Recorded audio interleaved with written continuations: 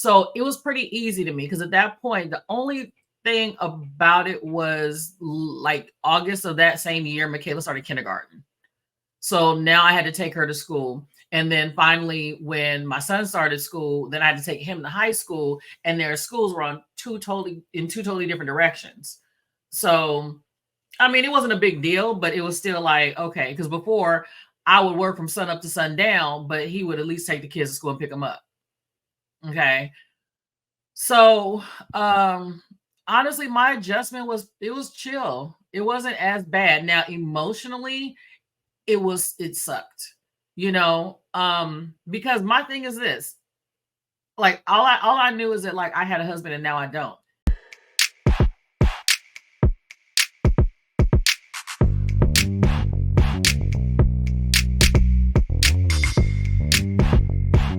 Hey y'all, welcome back to another episode of You're Gonna Need a Drink for This. It is a Sexy After Kids Momcast. I am your host, Apple Daniels, and I am back with my girl, Lynette.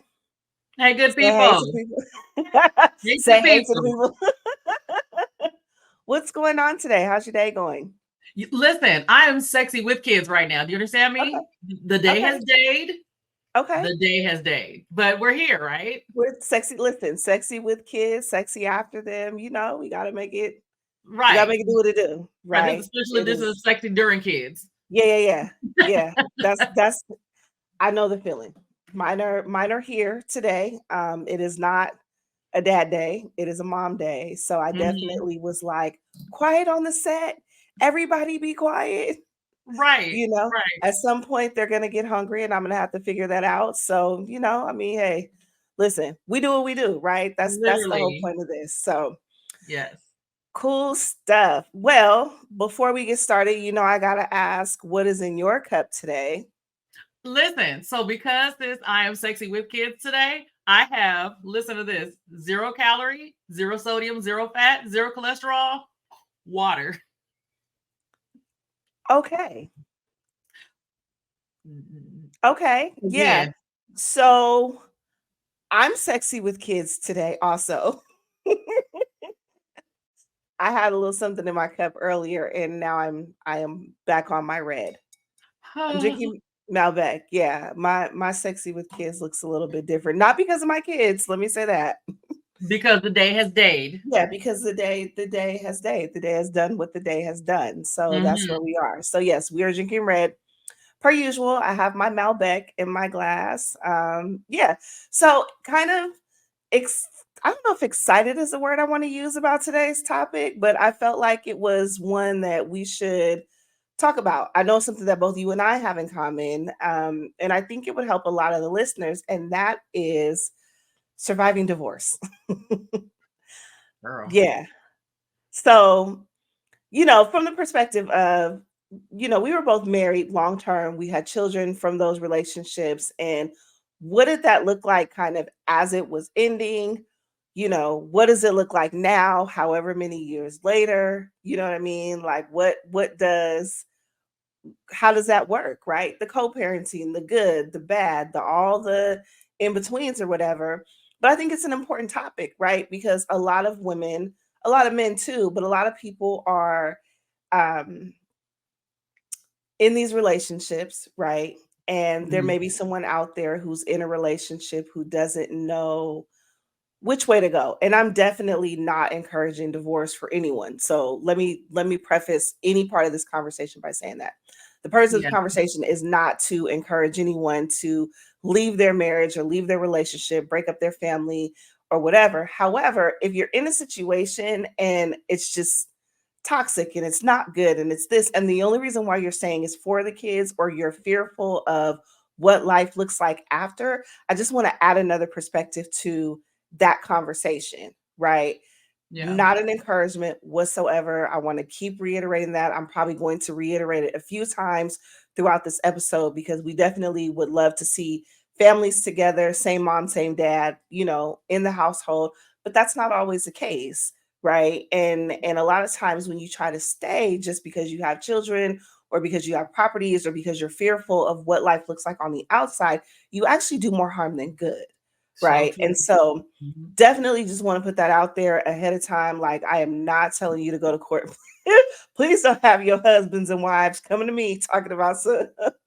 They can Apple come to said, me. listen, they can go to Lynette. Don't come to Apple because Apple is not for it. I listen, I I'm did not not for say, it, but it pays my bills. So yeah, you I did have not to. say go get a divorce, but we do want to add some perspective to this conversation. Yeah. I was hoping to have a man in the building for this convo, because I Yeah. did feel like I wanted both sides of the story, right? Like both perspectives. Like, what does this look like? I've talked to a lot of guys, friends, people I've tried to talk to, you know what I mean? Like guys Yeah. in general, right? Have Yeah. added their perspective to it. So I know that there's a story to be told on that end. So maybe we'll revisit this conversation another day. Like a part two. Yeah, a part Okay. two. So let's talk a little bit about divorce. Like, so how long? I don't want this to be an interview, but it's also like It kind give of the has good to be because yeah, give the good people your story. Like what, talk a little bit about like the marriage itself and then how long you've been divorced and maybe in your level of comfortability, like what led you to the point of even saying, okay, this doesn't work anymore. so all right. So I have been divorced officially on paper for 11 years. I have been separated and single for 12, I think. Yeah, for 12. So I've been divorced legally on paper for 11 years. Okay. Um, yeah. So like you said, I did have, my daughter was born through our marriage, and that's fine. Prior to that, I had my son. When I got with my husband, my son was 3, I believe. He's now about to be 26. So Mhm. that gives you perspective on that. Um, and in the beginning, to be honest, and a lot of people do this, so let's just put this out there. I was in my 20s, first of Mhm. all. And of course, every girl wants to get married, and not every girl, but that's kind of, how we move. Mhm. Mhm. And so I'm not gonna lie. I feel in my spirit that I got married for the wrong reasons. And no, I Okay. was not pregnant. My daughter wasn't born until 3 years into my marriage. Okay, let's be clear Mhm. about that. But again, and let me be clear, it's not that I did not love my husband, and it's not that I did not want to be married. You know what I mean? But that's a separate conversation. So whatever. Throughout the marriage, we we bumped heads a lot. You know, Mhm. I was kind of the one where, in my opinion, my side of the story, I was the one who was responsible. I was the one who was the breadwinner. I was the one who did that. He worked here and there, whatever the case may be, but it was always on me. So that Mhm. was stress number one. And I'm not going to lie, and I'm going to tell the people it is what it is. Women are not built to deal with that kind of stress. Can we if we have to? Yes. Do we and should we have to? Not really. Why? Because people need people. Women need men, and you know the rest. Anyway, throughout my marriage, I noticed patterns about my ex-husband at that, that were just not good for me. And I would turn the other cheek on a lot of things Mhm. until it got to the point to where after a while everything became an argument.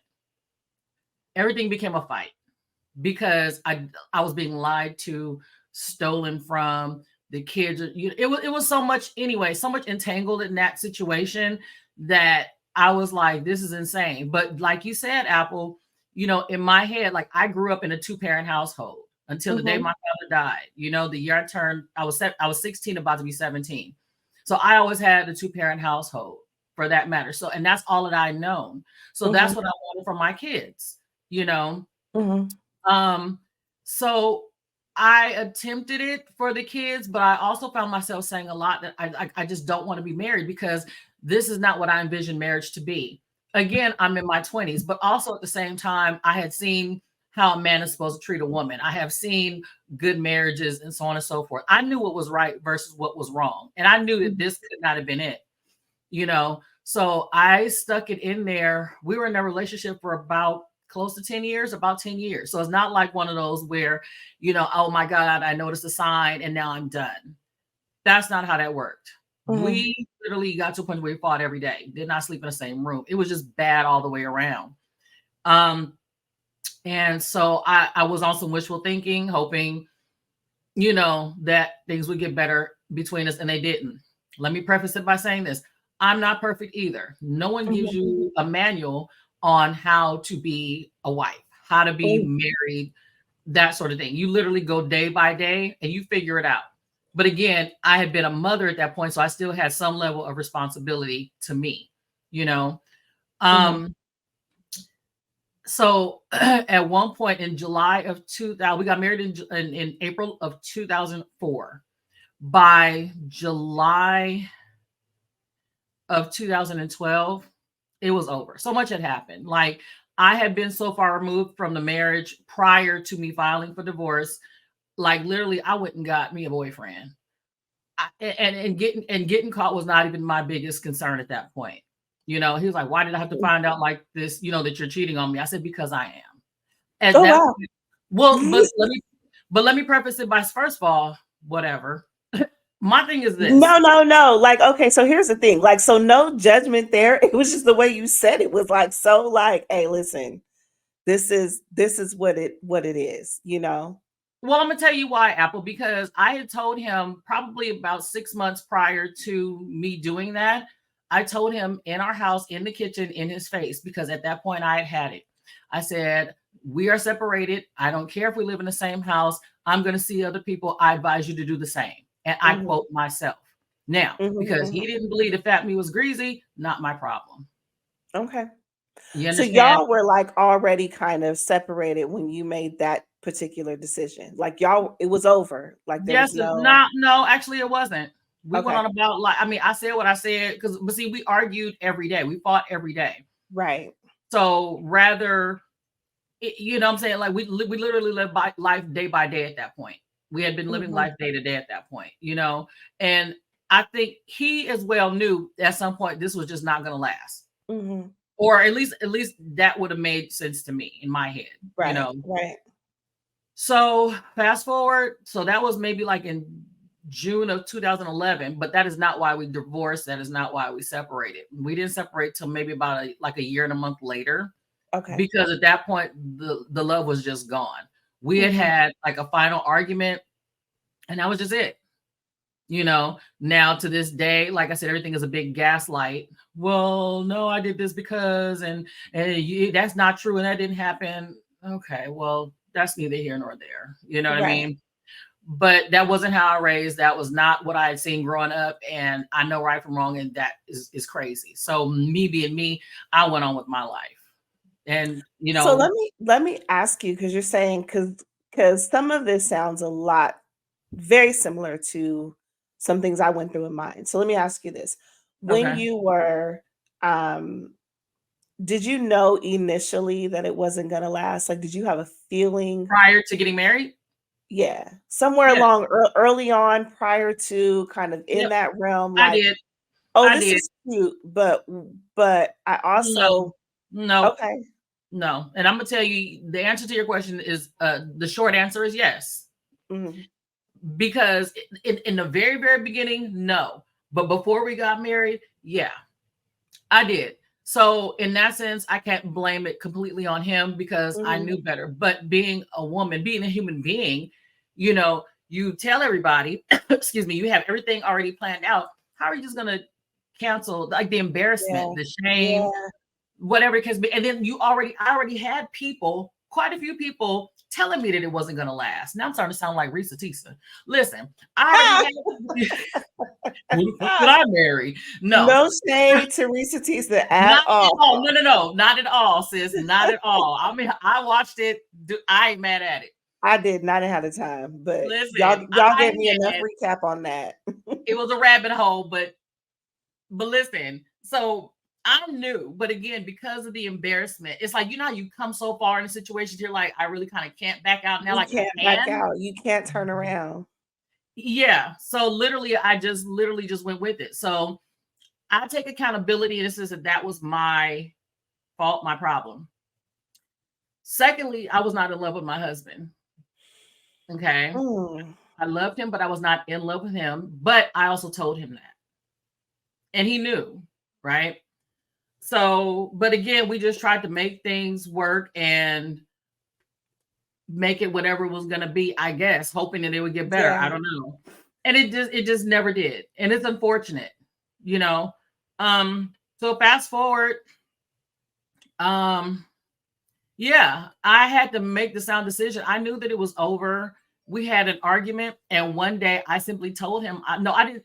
We were in two separate rooms, and I said to him, I couldn't deal with it anymore. So I went in my room, closed the door, and I sat on my bed and I just bawled. I was crying. mm, I was like mm, this grown woman. And people who know me know, like, I don't really cry like that. But I mhm, just cried to myself and I literally said, this cannot be my life. This cannot right. be what I worked so hard for. At that point, I was in the middle of getting my bachelor's degree. So I was still in school, and then my Mm. kids were young at that time. My daughter was 5, my son was 9 years older than that. Like, it was a whole thing. So So, I'm gonna pause you because there's a couple of things that you said that I feel like, again, very much in common with me, but I also feel like there's a point where everyone kind of knows, right? So yeah. early on, I can say for me, early on, I knew, but our relationship was so public. Like, I had just moved into town.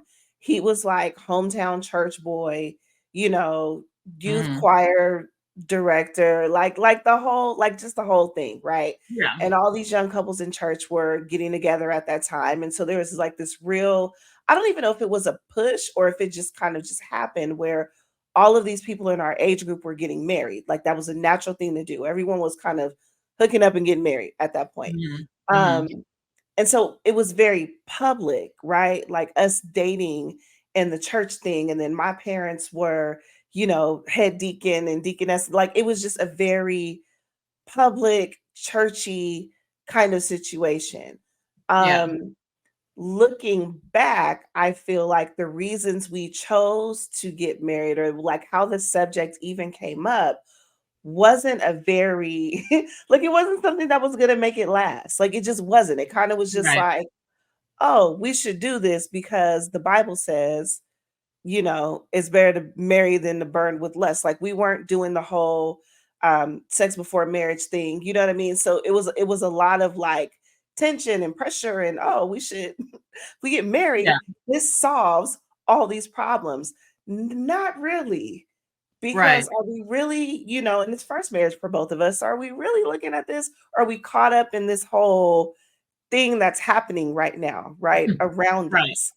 Um, so there was a lot of that. And I think I knew early on because, like you, we argued a lot. Like, the dating thing was cool, right? That was kind of like us against church women who had had crushes on him.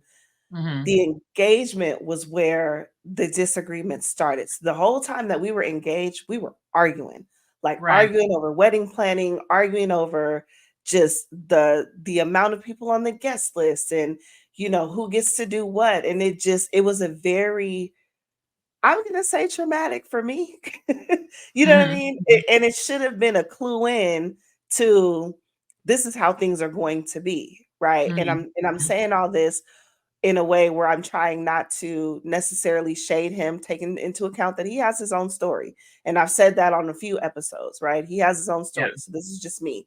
Um, but where we have, there was just a lot of things. And I remember my stepmother saying to me, my mom was just kind of like, well, if it makes you happy, you like it, I love it, which should have also been a clue, right? But Yeah. my stepmother said to me, she said, take the worst thing that you see about this person in this moment right now. And if you feel like you can live with it, then you should get married. And if you feel Yeah. like you can't live with it, then I'm not saying you shouldn't get married, but I'm also saying you need to have some other conversation, right? That was the Mhm. gist of her statement. Even my engagement though was huge. It was, he did it in the middle of a church service, and the pastor was in on it, and my family was in on it, and like it was like this like big thing, right? That happened. And so you, like you said, you get to a point where all these people are involved now, right? And it becomes the embarrassment of, if I break this relationship off, if I say, hold on, we need to slow down and evaluate this and make sure like this is what we're supposed to really be doing, right? Whether you're doing it quote unquote God's way, the church way, or whether you're, whether you don't attend church at all.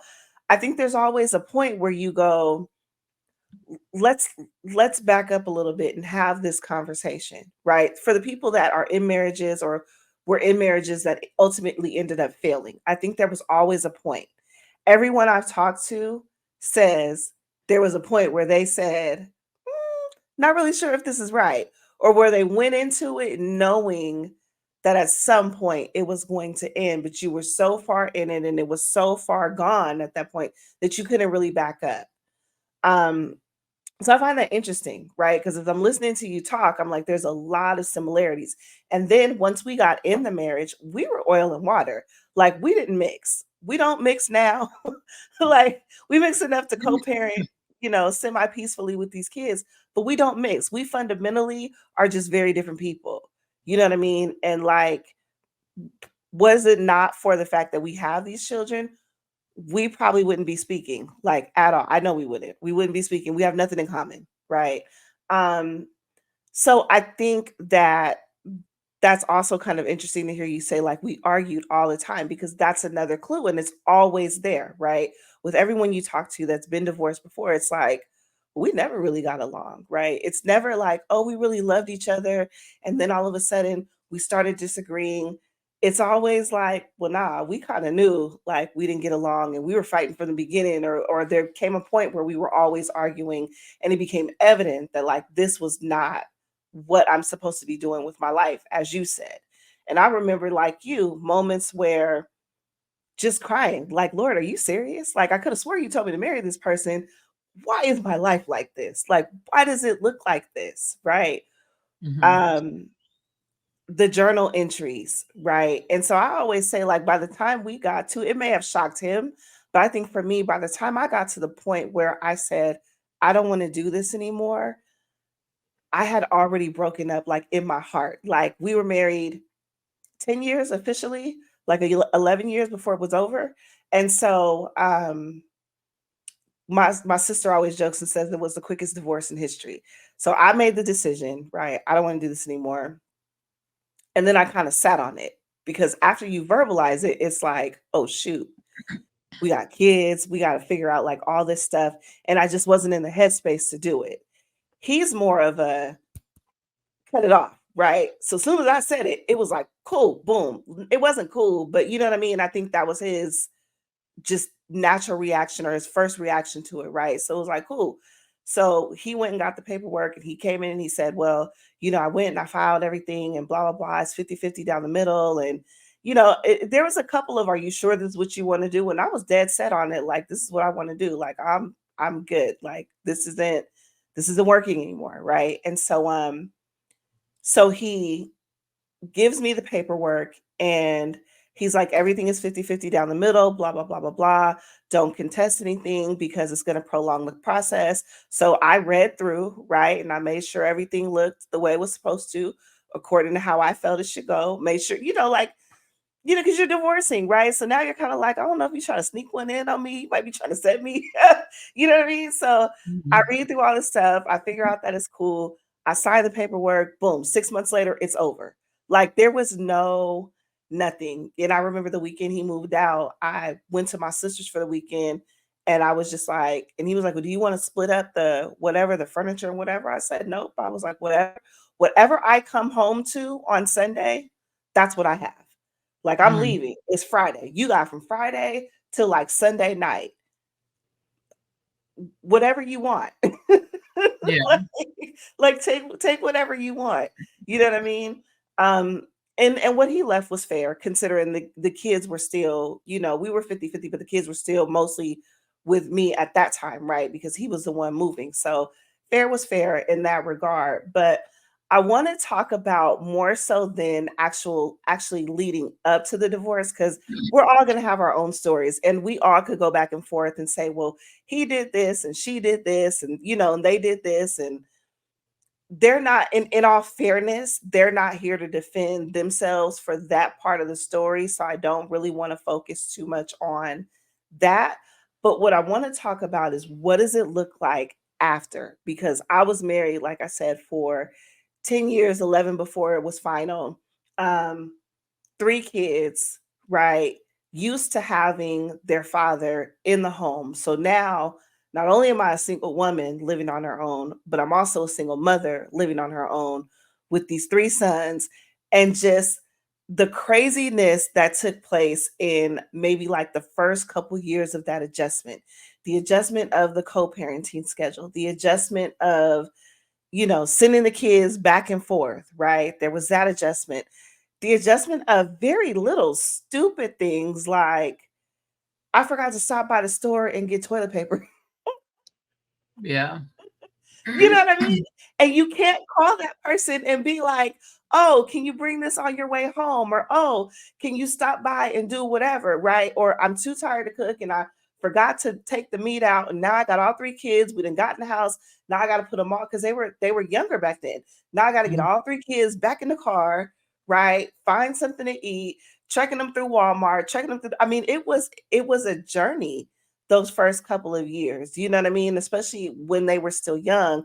But talk to me a little bit about what that was like for you, just that whole adjustment piece of it. So the first, mm, it was insane because like that same year, about maybe 2 months later, after I had filed for divorce, like I got laid off from my job. Mhm. So I'm like, okay. And at this point, I'm also the I just breadwinner. want to pause and say, like, are we living the same life? Because literally, he moved out in July and I lost my job in September. Okay, go ahead. Yeah, mine was literally like a July thing and then August. So, Yeah, but yeah, see, the thing about that is I was in school. I survived on financial aid. right. What do you do? That's what it's there for, I guess. So, I made it work. I figured it out. But see, again, I was also the breadwinner, so everything falling on me for the most part, I was used to it. You know what I mean? Um, and that was just kind of it. At that point, 5, 6, 7, 8, 9, 10, 11, 12, 13, 14. My son was in high school. I think he was like a freshman in high school, maybe. And at that point, I was homeschooling him because I had homeschooled him for like from half of middle school to his second semester of the ninth grade. So it was pretty easy to me because at that point, the only thing about it was like August of that same year, Michaela started kindergarten.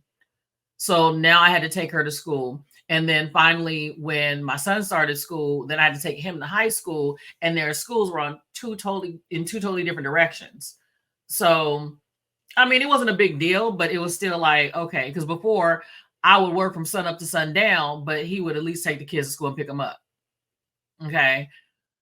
So honestly, my adjustment was chill. It wasn't as bad. Now emotionally, it sucked, because my thing is this, like all I knew is that like I had a husband and now I don't.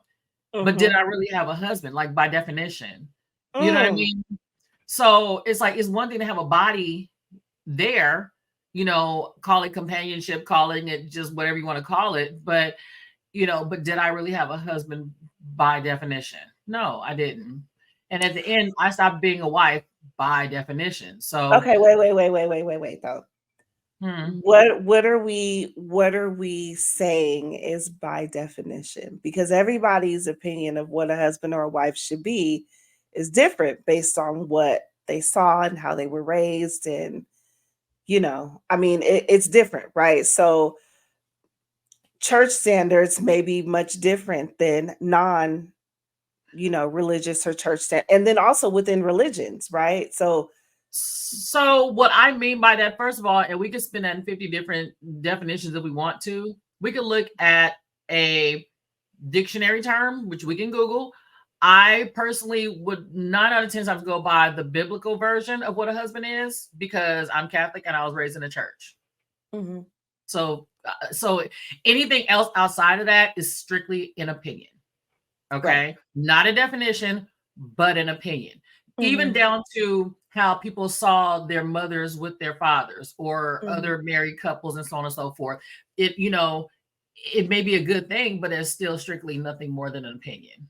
Mm-hmm. So at this point, I'm talking textbook husband, okay, who is married Okay. to the wife, according to the Bible, who does this for the wife, and the wife Mm-hmm. is the helpmate, and so on and so forth. Y'all should know Mm-hmm. your scriptures at this point. So, Yeah. Everybody don't, but I get you. well, listen, let me tell you something. I'm Catholic. I don't know every scripture, but I know the bottom line. I know what Right. the Lord said. So, Okay. but yeah, so at that point, like I said, emotionally though, it kind of sucked, because now my kids are in a broken home. I was more upset about it for my kids. My kids did not care. My kids did not trip. They did not need a therapist, because again, we fought all the time. So Mm-hmm. basically, the fact that mommy and daddy did not get along, and the fact that we got a divorce, meant no more fighting. Yeah. It just kind of was what it was. So thankfully, I didn't have to go through that whole experience. Um, what else? Yeah, there has never been a co-parenting thing. Okay. My yeah, my divorce decree, my judgment, initially I put on there 50-50 for both of us. 50 legal custody, 50 physical custody, right? Mm-hmm. And Mm-hmm. everything else. But see, my divorce also went into default, Mm-hmm. okay? Because he didn't respond. That's a separate story, but anyway. Um, and we had, everybody has that the OSC, where you're supposed to enter the judgment and you have to show up for that or whatever have you. So I showed Mm-hmm. up for the OSC and he didn't show up, whatever. And the judge he didn't like that. The judge got mad at the fact that not only did he let our divorce go into default and there's kids involved, and he didn't show up to the hearing. So what the judge did was, on my judgment, I kid you not, says he crossed out everything 50-50 on my judgment. Right now, my judgment has crossing outs on it. Oh And wow. the judge gave me sole legal and physical custody of both of my children, and put in writing that he can see my kids at my discretion. Okay. And that's how it's been. Following that, of course, my ex-husband was pissed off about the end result. And I was like, well, Mm-hmm. if you don't like it, take me to court. Like, first of all, it's whatever. Do you understand what I'm saying? Mm-hmm. Mm-hmm. If you don't like it, do whatever. But he wanted me to go and change it and go through this whole nine. And I'm like, I'm not dealing with all that. Mm-hmm. Um, it was a lot that happened after that, as far as him being in the kid's life and the whole nine. Like, at one point, we're both headstrong when it comes to stuff. You know what I mean? So Mm-hmm. basically, it's like I'm pretty much, after what I had been through in that marriage, and even during the marriage, because of how irresponsible he was with so many things. Yeah, I Mm-hmm. was a my way or the highway type. And before the people in the audience and in the chat start saying, "Oh, see, and that's the problem. These women don't know how to lead." Well, first of all, if you start leading me to hell, no, I'm not coming with you. It's hot Right, down there. right. Okay. So I mean, and I can agree with that. Like I'm not gonna follow you into the pits of anything No, for the no, no, sake of that. no. I can say that for my situation, so we are 50-50. We, Right. down the middle, we agreed on a schedule that works for both of us. We had to have some Well, conversation you about got it. lucky, because me and my ex-husband couldn't agree on anything. And then it got to a point to where he was like, if my daughter, because my son was older, my daughter couldn't come live with him, then he wasn't going to deal with her at all.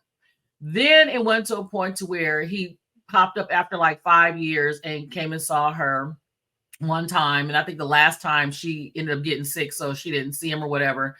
But he's not involved in her life. He doesn't call her for Christmas, her birthday, none of that stuff. Like, and listen, at this point, what I'm saying? She's living a very good life. And then he also has the notion that he does not need to financially contribute, because he says, if I cannot afford to take care of her, then she needs to just come live with him.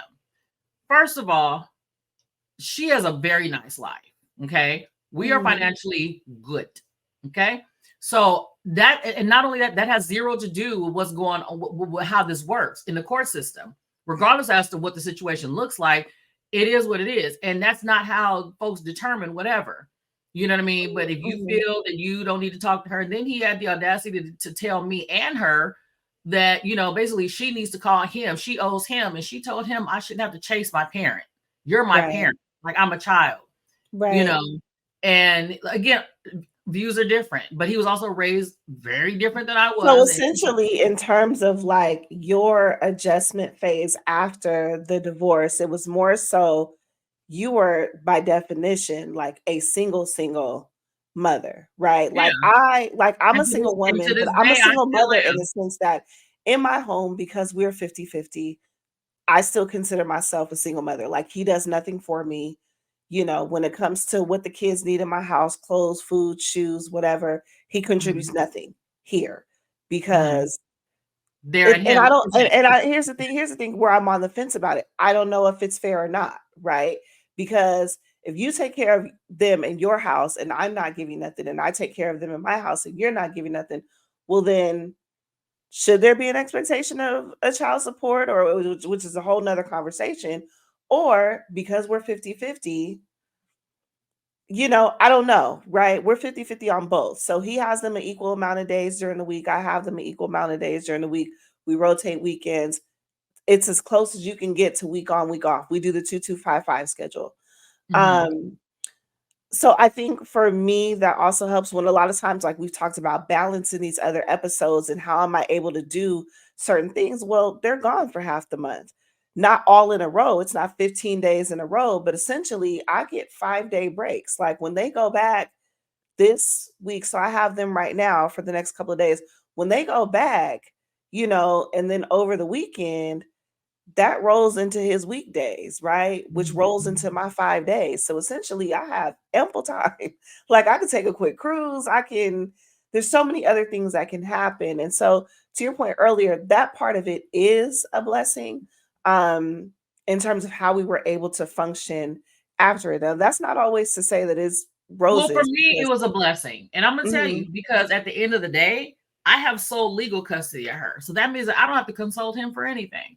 I don't right. need a signature for anything, from driver's license to school to doctors to passports to nothing. I Hmm. can take her out of Hmm. the state, don't need his permission. I can move her out of the state, don't need Hmm. his permission. The only thing that I can't do until she's 18 is move her out of the United States because this is her residence. Where am I going? You Right. know, so for me, I just kind of go. Not only that, I mean, I have a good support system. You know, I have Hmm. family, I have friends, I have a good support system, and not so much. I mean, and I haven't needed them a whole lot, but if necessary, it's been known that they were there. My mom and everybody else. Like, I have a good support system, and on top of that, my child has a good relationship with her grandparents, meaning my ex-husband's mother and father. They're Hmm. very active in her life, and her uncle. They're very active in her life. He came from a tumultuous childhood. So Hmm. I can't expect for somebody whose mindset is still sitting back from when he was a child going through whatever he was going through to be a caring, sensitive, responsible adult. You know what I'm saying? In like so many Right. ways. Now, fast forward, we're in our late 40s. You know what I'm saying? So how he's living now, I don't know. I know he has a wife and I've never met her, and that's fine. Do you? But my life is fine. I have not put him on child support. One time, I think some years ago, I attempted to put him on child support, and then I kind of reneged on it. And then he was like many years later, well, had you put me on child support, I'd have went for custody and this and this and this. Like, don't threaten me. Just take me to court. Do you understand what I'm saying? Or one time he comes like, I advise you to get an attorney. Okay, so let's talk solutions, right? I don't have a problem to have a solution at this point. My baby's almost 18. She's very well taken care of. And if he wants to walk his troll ass up in the court and but take me there there, are people who we've been will divorced for need all these years. there are people who will need solutions, right? Like I don't particularly feel like I have any issues myself, right? We Right. are what, 7 years divorced, he's remarried, Gosh, has it been that long? 2018. So 19, 19, Jesus. 20, Then that's 21, 6 22, years. 23, 24, 6. So Yeah. 6, Mhm. there's no issues. I mean, that's not to say that it's peachy because you have two people trying to agree on things, right? So every now and again, it'll be some, you know, hold Yeah. on, Yeah. right? Hold on, because this can go left real quick, like real quick, Mhm. right? In either Mhm. direction, right? Let me just say that. Yeah. Um, but we try not to do that. I know one of the big things for us as we were divorcing. So first of all, our divorce was very quiet. Mhm. A lot of people, for as public as our relationship was, and for as public as the wedding and the proposal and all the bells and the whistles and everything that surrounded that, for as public as all of that was, I can say that the divorce itself was very quiet. No one knew that we were divorced pretty much until he was remarried, which is Mhm. Mhm. hilarious. Yeah. Like, I remember when he posted, we're not friends on Facebook or nothing like that at all, but I remember, because I'm still obviously friends with some of his family, like the pictures coming out and people being tagged, and they were kind of in my feed. And I remember people saying, oh wait, I was gonna say not to him or on the post, but to me, like in the DMs. Oh, I was gonna say happy anniversary. And then I realized that wasn't you. Are you okay? And I'm like, I'm fine. Right. Right? Right. Like by this time, we like 2 years, 2.5 years removed. I was like, I'm fine, you know. Mhm. But for as public as the relationship, the wedding, the engagement, the proposal itself, all the things that surrounded it was, the divorce itself was very quiet and it was handled in-house, and the only people that knew it was happening was like our parents and our siblings, right? Mhm. And maybe a couple Mhm. of close friends. Like you had to be in the inner circle to know Right. that like this was happening. Yeah.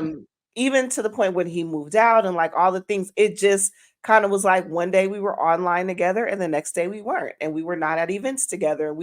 And I think there was some speculation because people are nosy, and this is a small town, right? And Mhm. so I think it's a small town, big city, right? But I Yeah. think there was maybe some speculation.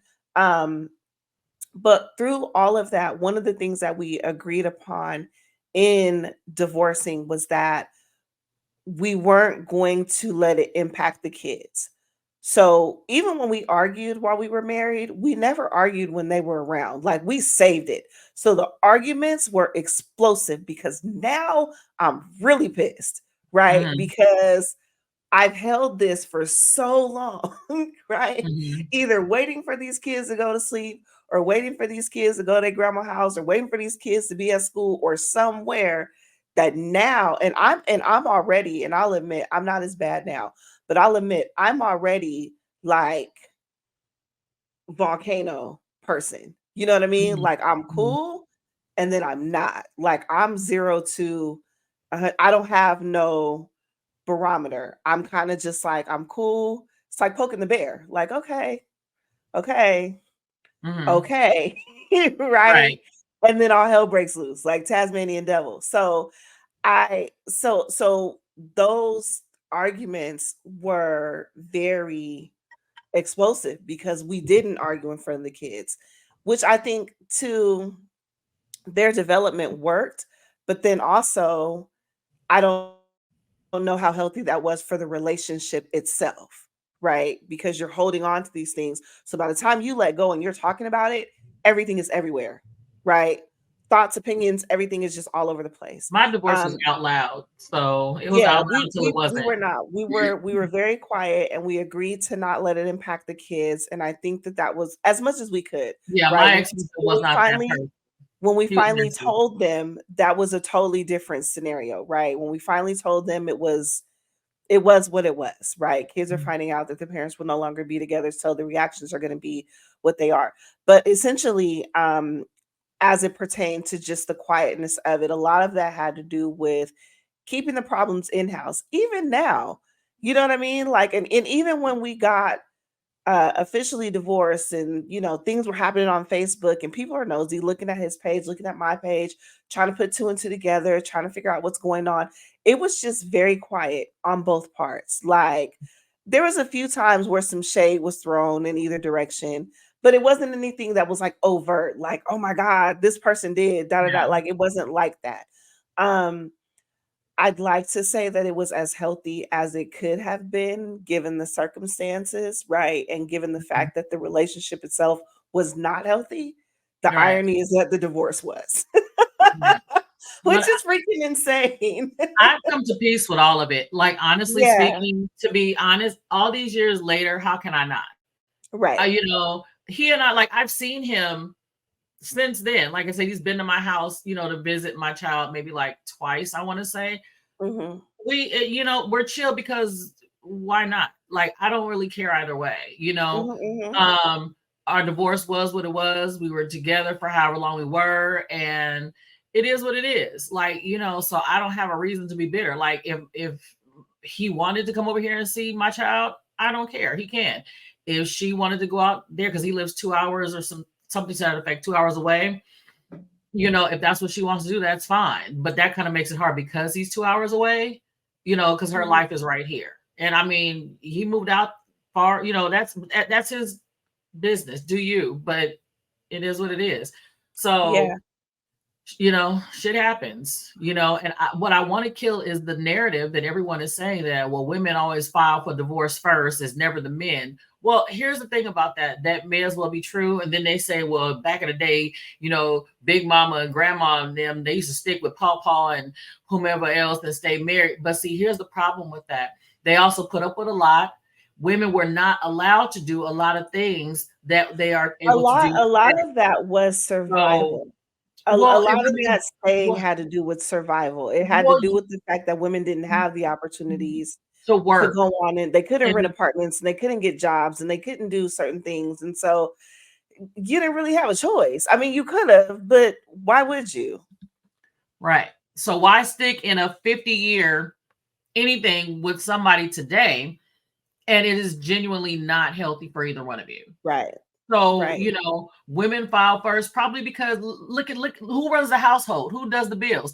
The women do. Let's say that you have a man who is the provider, and he takes care of everything. Who writes the checks and pays the bills? Even if it's with his money, the woman does. The woman handles all the paperwork and the household stuff and all this other stuff. Well, Why would it make I sense think for a woman to handle but I a don't think that's divorce? always the case. I think that I just didn't. has to do with how people decide to function, within their I'm not marriages. saying I that's know marriages everybody, where but the I'm woman saying doesn't.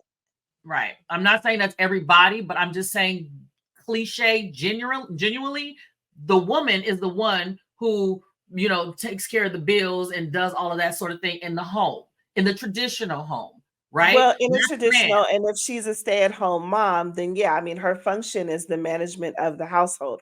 But I want to start to kind of wrap things up and bring it back around. So I found some tips for coping with separation and divorce. I think that it's really important that while, we can share our stories, things we've been through, things that have helped us. I do think it's important to at least leave anyone watching with some, I don't want to say solutions, but maybe some things to just consider, right? So, one of the first tips is recognize that it's okay to have different feelings. So, when you're going through this process, it doesn't matter who pulls the trigger. Like, just because I made the decision and said, because I was the one who said I don't want to do this anymore, doesn't mean that there weren't feelings involved. It's your entire life, right? This life you built, this life you expected to have, this whole thing falling apart essentially. It is a major change. It's a major transition. And so you're going to feel sad, you're going to feel angry. Sometimes you're going to be okay. Like, there were moments where I was like, yeah, and bye. And then there were moments where I was really angry, like, this is some messed up stuff. Like, this is not what life was supposed to be like, right? Not that I wanted to get back with him, because that wasn't the case, but also this is not where my life was supposed to be at this time, right? And then the learning how to readjust, and now I've been on my own before, but now I'm on my own with three kids, and now I'm on my own with whatever, right? And so it's natural to feel all of these different emotions, and it's okay to feel that. So that's kind of the first thing. Um, Also give yourself a break. You ain't gonna feel like it some days, right? You just not. Some days you're not gonna want to get up and do anything. Some days you're gonna have to grieve the ending of that. Again, it doesn't matter who pulled it and who, initiated. Sometimes you're not gonna feel like it. You have all these different things happening, right? And in a divorce, if you have property or you live together or whatever it is, you're dealing with all of these different adjustments. And so give yourself grace, give yourself a break, and just, you're human, feel whatever you're going to feel, and get back up and do it when you feel like it, one day at a time, one thing at a time, right? Don't try to do it all at once. Um, don't go through this alone. So obviously you want to lean into your community, your tribe, right?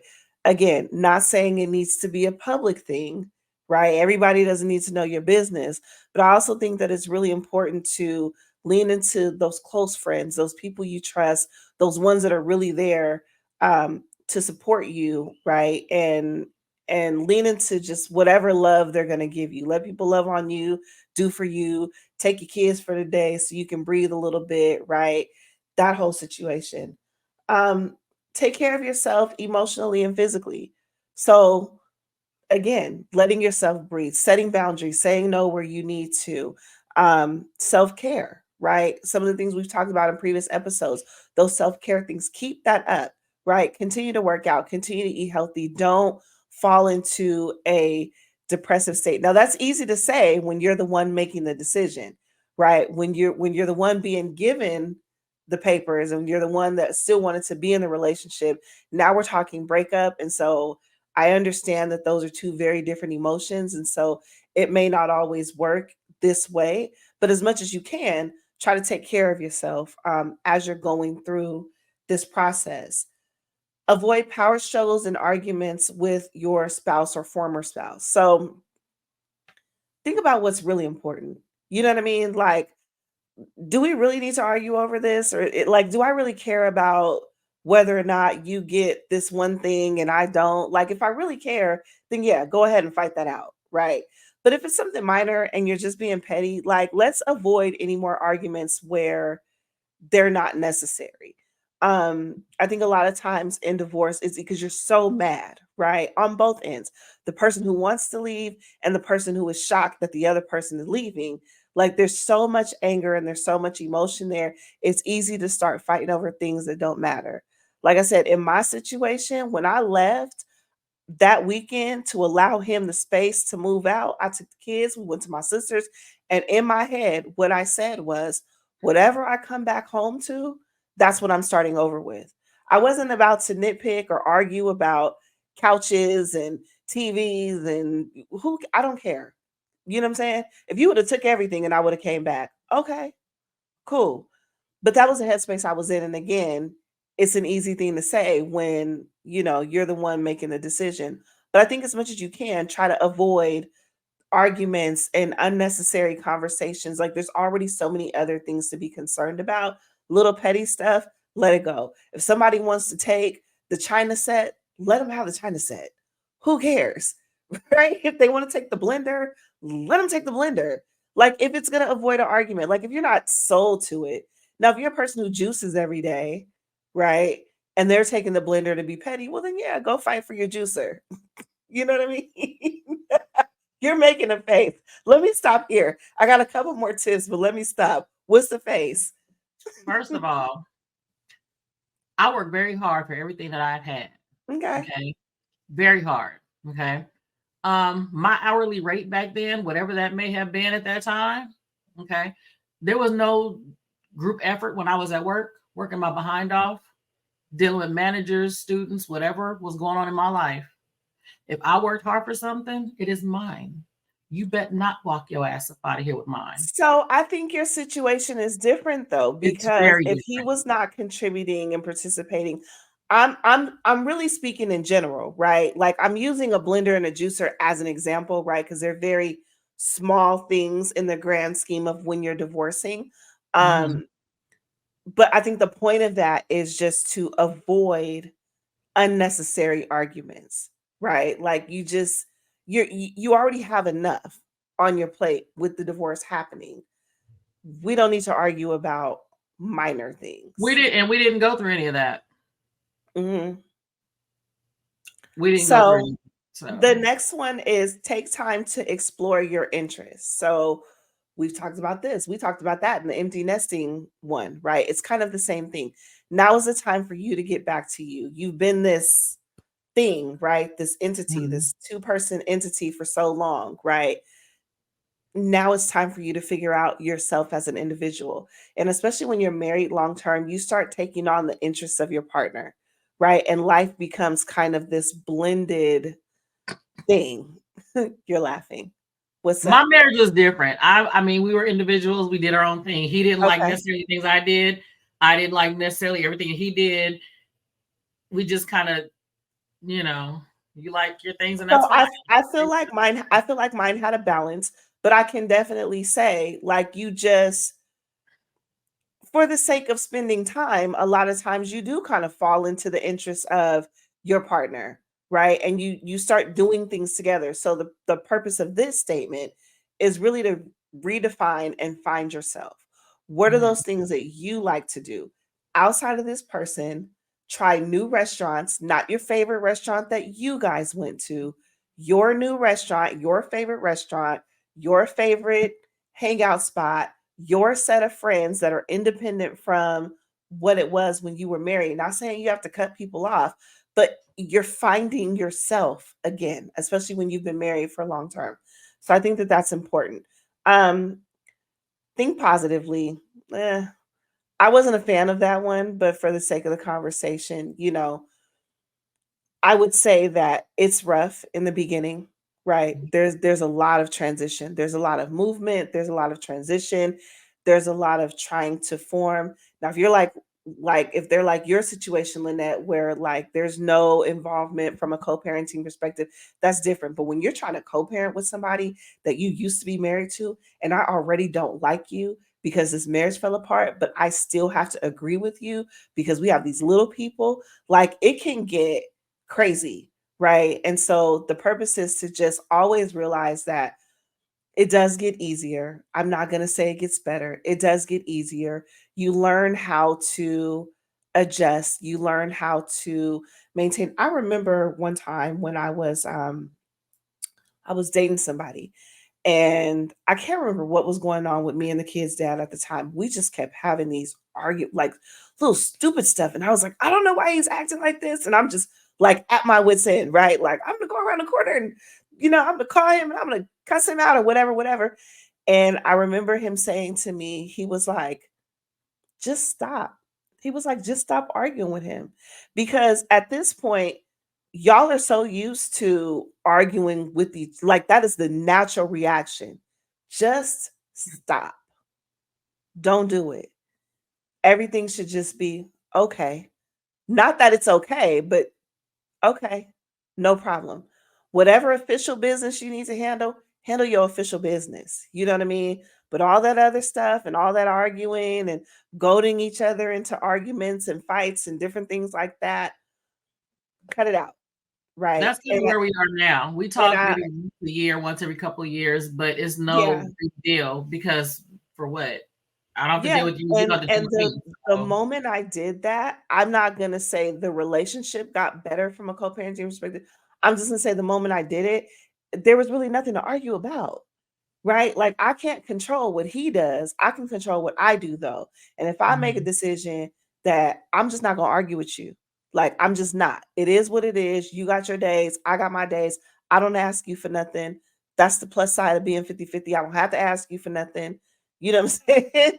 right. And ain't nothing for us to argue about, right? And the minor things that we do, okay, well then you know what? I'm gonna get off this phone with you for right now. I'm gonna let you calm that down, right? Or Mhm, he'll get off the phone with me. Let me calm that down. And we'll talk when we can be adults again or when we can speak again, right? Without all the extra, because literally there's nothing for me to argue with you about. Like I have no care in the world outside of these three about what you got going on, right? mhm. So it gets easier, right? Easier said than done. 6 years later, what did you say? 11 years later, Much easier said than done, but it does get better. And then as your kids start to age and they start to become older, it's harder when the kids are younger because you still have a lot of decisions to be made. As the kids start to get older and they kind of start doing their own thing, It was there's easy for not them a when they whole were there's not a younger. whole lot to talk about. Like at the time of this recording, my twins are 16. My youngest is 13. Like in a minute, bruh, there's nothing for us to speak about. Like we have nothing to talk about. You Yeah. can go your way and I can go mine, and the kids will be old enough to they can go visit you, they can come visit me, or however they want to do that once they turn 18. But at a certain point, there's nothing else to argue with or discuss. And you literally become, again, like two strangers. And it might be a random conversation like, oh, how's your dad? 2 to 3 years later. Right? Right. Right. Or like when the kids are getting married or something. I don't know, right? I'm not there yet. But I know that it does get easier. So think positively, do your best, right, with what you can. To that point, life will get back to normal. At some point, it may not be the normal that you had, it will be your new normal. Life will get back to normal. You will adjust, you will learn how to deal with whatever it is, and you'll start to kind of normalize life for yourself and what that looks like on this other side of divorce. Also, maintain stability and routine. So I know for me, having that 225 was important. I didn't want the week on, week off. I wanted the kids knew on these days they're with mom, on these days they're with dad, and we rotate weekends. And especially having a son with special needs, I feel like that was really impactful in getting him used to just kind of the new flow of things. But the kids also. And then also for my own sake, because now I can look at my calendar and go, oh, I got the kids this weekend. I can or can't hang out, or let me call my mom, or they might have to stay home for a couple hours, or whatever it is. Like I can kind of manage things now. So, stability and routine, both for yourself and for the kids, are really important as you start to process what this new life looks like. Um, and then obviously letting your children know that they can rely on you, right? That your door is open, that they can ask as many questions as they need to about the process and what's happening, and discuss their feelings. You want to be an open door and an open book for your kids, right? Obviously age appropriate, but you want to be honest with them about this is the reality of things. Also reassuring them that it's not their fault, right? That they had nothing to do with it. I think a lot of times kids will tend to internalize it and they think, oh, if I would have picked up my socks more, if I would have cleaned my room more, it has nothing to do with that, right? It has absolutely nothing to do with that. And usually the kids aren't even the reason, why a divorce is taking place. And then lastly, and we've kind of talked about this, don't involve your kids in your conflict. So adult conversations need to remain adult conversations. Unfortunately, sometimes they may hear the argument, but you're not involving them in, your dad did this, or your mom did this, and you're not speaking ill of Oh, the other my ex-husband parent. absolutely did that. He tried to turn my kids against me. He tried to Yeah, turn my kids. it happens. It does happen, but you shouldn't, right? These are tips, right? So Yeah. we know that it happens, but you shouldn't. But those are the tips. Are there any final thoughts as we wrap this up in terms of this conversation? You have a look on your face. I think you need more than water in your glass. I mean, it's everybody's situation looks different, you know? Yeah, for sure. For sure. Well, So that is it for today's episode. I don't think I reminded you guys to go ahead and like and subscribe to the channel. Hit the notification bell. I have to get better about that. I'm not gonna lie. Like I'm not a pander. It makes me feel like I'm pandering. I'm not a panderer, but everybody says it. Like, share, and subscribe. yeah, like, Hit share, the like subscribe, hit the button. notification bell. You know what I mean? But I'm not a panderer, but definitely want you guys back and to be notified for when we upload new episodes and when we're back with more conversations. But yeah, so that's it for this one. So I'm gonna raise my glass. Mhm. Lynette's raising her cup. And I'm gonna say cheers to the new life, right? To new love, to new successes, and just to making better choices and doing the right thing. So cheers. Cheers.